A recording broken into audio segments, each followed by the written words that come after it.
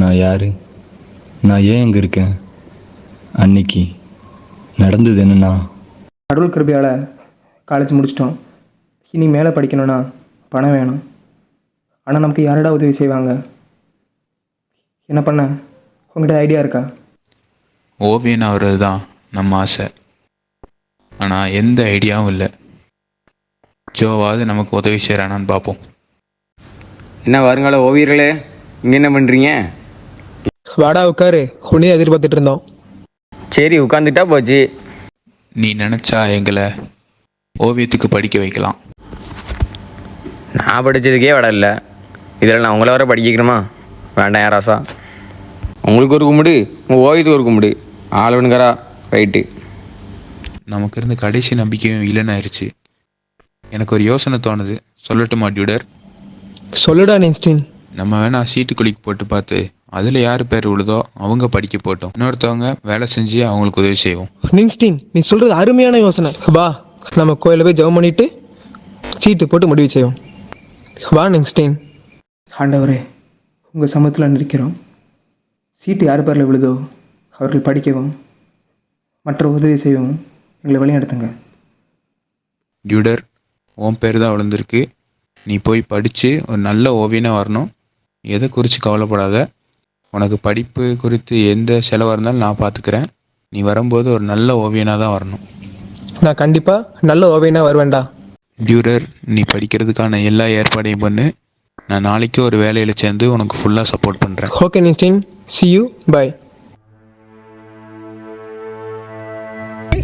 இங்கே வா. சொல்லுங்கய்யா, என்னையா?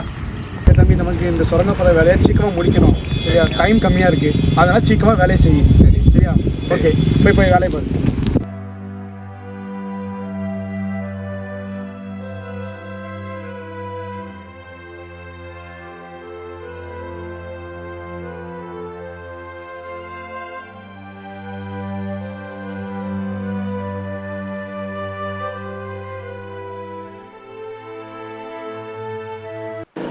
டியூரர் இப்போ ஓவிய பிடிப்பு முடிச்சிருப்பான்.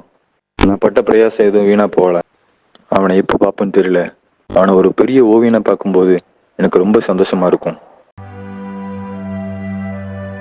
நான் இன்னைக்கு பெரிய ஓவியனாக மாற நின்ஸ்டின் தான் காரணம். அவன் இப்போ எப்படி இருக்கான்னு தெரியல. சீக்கிரம் அவனை போய் பார்க்கணும். சில மாதங்களுக்கு பிறகு நம்ம நிங்ஸ்டின் இந்த சுரங்கப்பாதையில் வேலை பார்க்குறான்.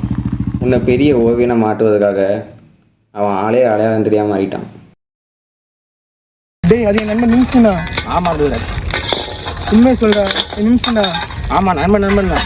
என் நண்பன் எனக்கு அடையாளம் தெரியலையாடா. நின்ஸ்டின்! டியூரர், இவ்வளோ தியாகம் பண்ணியிருக்கியேடா எனக்காக. அந்த ஓவியனை பார்க்கறதாண்டா என்னோட கனவு. நின்ஸ்டின், போதுண்டா. எனக்காக நீ கஷ்டப்பட்டதெல்லாம் போதுண்டா. இப்போ நான் சம்பாதிக்க ஆரம்பிச்சிட்டேன். நான் வரைஞ்ச டிராயிங்லாம் வச்சு உன்னை படிக்க வைக்கிறேன்டா. என் கையை பாருடா, ஓவியனாவதற்கு ஏற்றதா இல்லை. வளைஞ்சி மெலிஞ்சி செதஞ்சி கரடு முரடாக இருக்கு. இந்த கையை வச்சு நான் ஓவியனாக முடியாதுடா. என் நண்பன், நீ ஒரு ஓவியனாக வந்துட்டேன். எனக்கு அது பெருமையாக இருக்கு. சரிடா, வாடா போலாம்.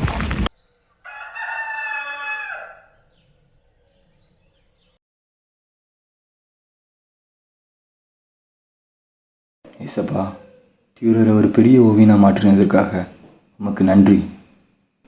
ஜெபிக்கும்போது கூட நின்ஸ்டின் எனக்காக ஜெபிக்கிறான். என் நண்பனுக்கு என் மேலே எவ்வளவு அன்பு. என் நண்பனின் அழகான கைகள் இப்படி உருக்குலைந்துட்டு எல்லாம் எனக்காக விட்டு கொடுத்துட்டான். ஒரு தாய் தகப்பன் போல என் நண்பன் எனக்காக எவ்வளவு தியாகம் செய்திருக்கான். அவனுடைய கரங்கள் எனக்காக உழைத்த கரம் மட்டுமல்ல, எனக்காக ஜெபிக்கும் கரங்கள். இது என் அன்பு நண்பனுக்காக. விட்டு கொடுப்பவர் கெட்டுப் போவதில்லை.